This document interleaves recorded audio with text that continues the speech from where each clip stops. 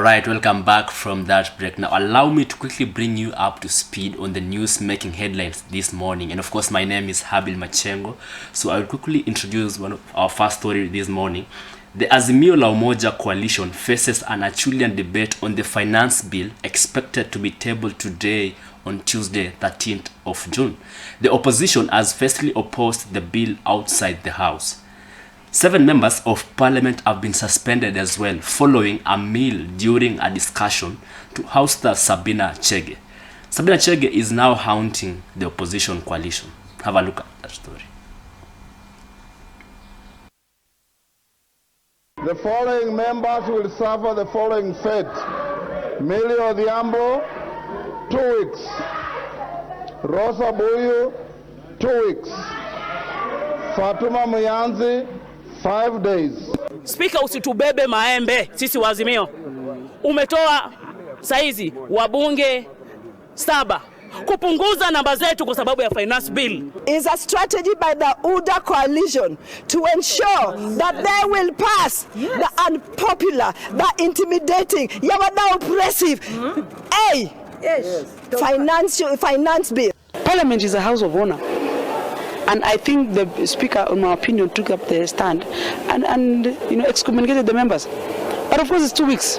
I also wanted to know whether they didn't understand they are going to have a finance bill. But finance bill and what happened in the Parliament that time, I don't think has hand in hand or has anything to do with it. Ikifika wakati kwamba wale wa upinzani wanapoliticize kila kitu, kwamba hii ni mbaya hata kama ni mzuri, bas sasa saizi walizo ndio inapotea inapita kwa dirisha, sisi tunaenda vile rais amesema.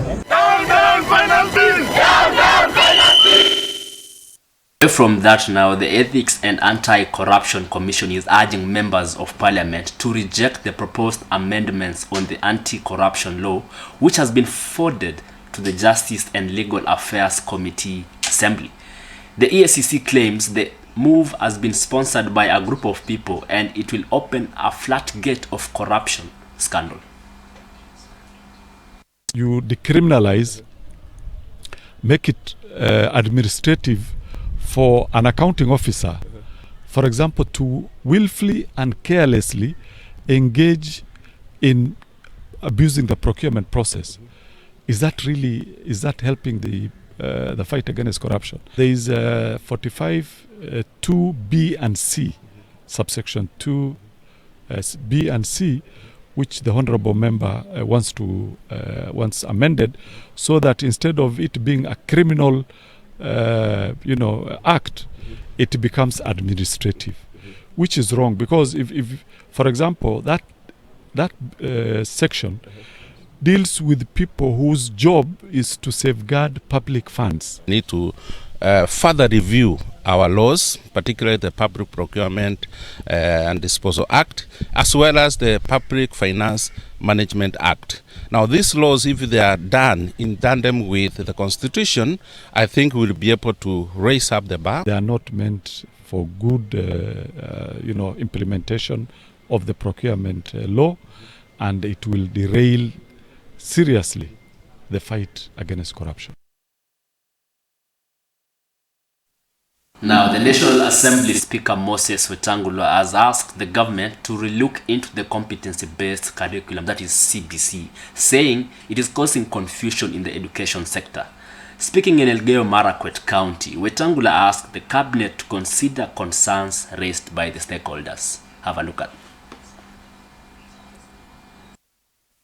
Everywhere we go, we should not dip our head in the sand. There is not a place you go and you don't get a single individual or 2 or 3 complaining about CBC.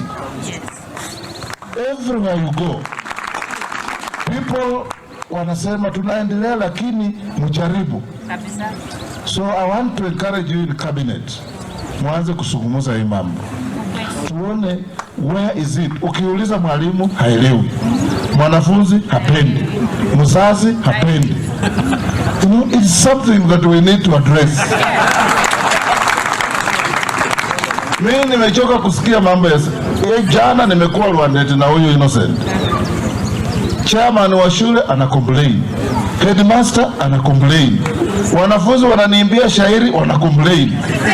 Nikasema hii lazima tuanze kupanga mambo sawa sawa. For police officers are on hold following a standoff between the Inspector General of Police and the National Police Service Commission. The Inspector General, that is Koome, has not given up and he is looking to push for his position as well.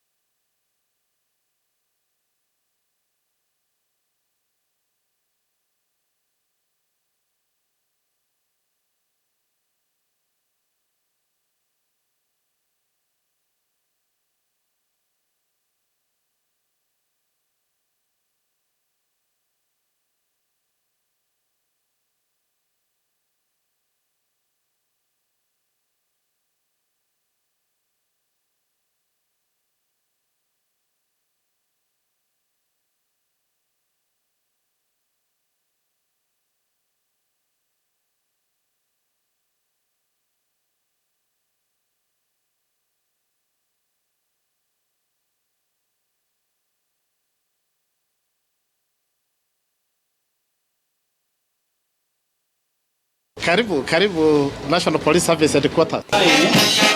On to the child syndicate case here. Police in Mlolongo, Machakos County have arrested a woman who is alleged to be a part of a child theft syndicate operating in the area linked to the theft of 3 children. Miriam Wesonga was arrested after a resident who had witnessed her fleeing after allegedly stealing a baby in March this year raised the alarm. The 2.5-year-old baby boy was later found in Kakamega County. Miriam, who is allegedly confessed to be working with 2 other accomplices, says she has been receiving 50,000 Kenya shillings for delivering a child to her clients. Nikashukia hapo Galo. Nikachukua tena hapo pikipiki hadi kwa Boma 50 bob. Hivyo tu. Na mtoto sasa ulimwacha wapi? Bado mko na mtoto? Mtoto ulimwacha wapi? Nilimwacha kwa nini? Kuna hapo ingine hapo hivyo. Sababu mtoto ukamtupa hapo? Sikumtupa, nilimpeana tu. Ulipea kwa nani? Basi. Sio ulimpatia. Ulipeana na namba yake? Nilipeana tu mama mwingine hapo mnono. Sasa leo ndio kuna huyu rafiki yangu aliona huyo mwenye aliba mtoto lakini hakuwa anajua kama amei. Sasa huyu msichana amerudi leo. Sijui kama ni kusurvey, alikuwa na survey. Huyu rafiki yetu akamshika akatuambia. Na msichana kumuoji akatuambia ni yeye alikuwa amechukua mtoto. Sasa mimi mwenyewe nikaanza kufanya uchunguzi. Nikasema ile siku nitamuona ndio nitaenda nichukue baba huyu mtoto. Nimwambie kuja nikuonyeshe mwenye alikuwa amekuimbia mtoto. Nini akamrecord. Akakubali ni yeye alichukua mtoto. Sasa hapo tukamwambia tukuje Mlolongo Police Station. Akasema hataenda. Afadhali tumuue.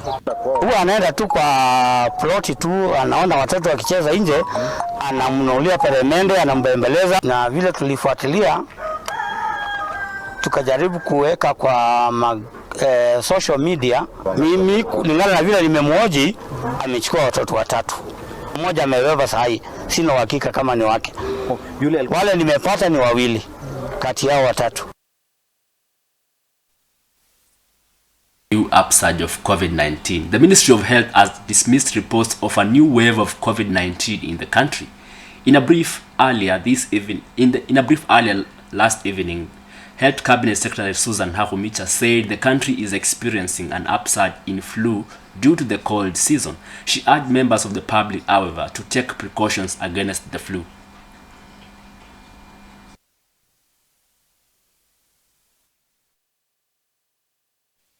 From our surveillance, from our sampling around the 8 hospitals, we do not have an upsurge of COVID yet that we can report to the country and tell them to take corrective action. However, it is only good that we protect ourselves even from this flu. One, we have a flu vaccine that can be given at most medical health facility. You'll be able to access a flu vaccine. But in the event a Kenyan has flu symptoms which do not go away in a few days, they should present themselves to a health facility so that they get checked out. But as a ministry, we are encouraging Kenyans, should you have a flu, please protect yourself. Wear your mask. Sanitize your hands, wash hands with the soap and water, and avoid touching your mouth, nose areas, because the flu virus normally gets transmitted. Gears on to the political news. Deputy President Rigathi Gachagua, who is a leading multi-sectoral security meeting who held a multi-sectoral security meeting in Tharaka Nithi County to discuss how to manage the illicit trade, has warned officers of severe disciplinary action in case they are found fault. Any chief, any police officer who is receiving protection money from brewers, from drug peddlers, you are a threat to our national security. We'll get rid of you. Once you start receiving money from your constables and your corporals and your sergeants and the major and the OC crime and your deputy, that's the head of the station. Once you decide there will be no bribes within your station, there will not be. So we are going to hold the station commanders responsible. I'll invite the MCs from this region. We meet together with the others. We share what they have come up with. They have come up with a proposal to have very heavy penalties that will make this business unattractive. Most of the times we tiptoe around it because these brewers sometimes are financiers in complaints, sometimes they are our relatives, sometimes they are our supporters, and therefore sometimes we are dealing with it, but we are tiptoeing around it because at the end of the day there's still an election ahead after a few years. Kama ni pombe, hatuuzi pombe baya, tunauza pombe zenye ziko na KRA, kila kitu yenye inahitajika. Hakuna pombe tunauza baya, tuseme tunauza pombe baya, that's why tunaambiwa tusiuze. Hapa ndo natoa my daily meal. Sasa kutuambia ati kazi inafungwa ama tunatolewa kwa stage ama kwa kazi, mtu ataanzia wapi? Kitu cha kwanza tuanza kuteseka na kuhangaika. Quick break. When you come back, we are going to review the newspaper review, so stick with us, don't go away.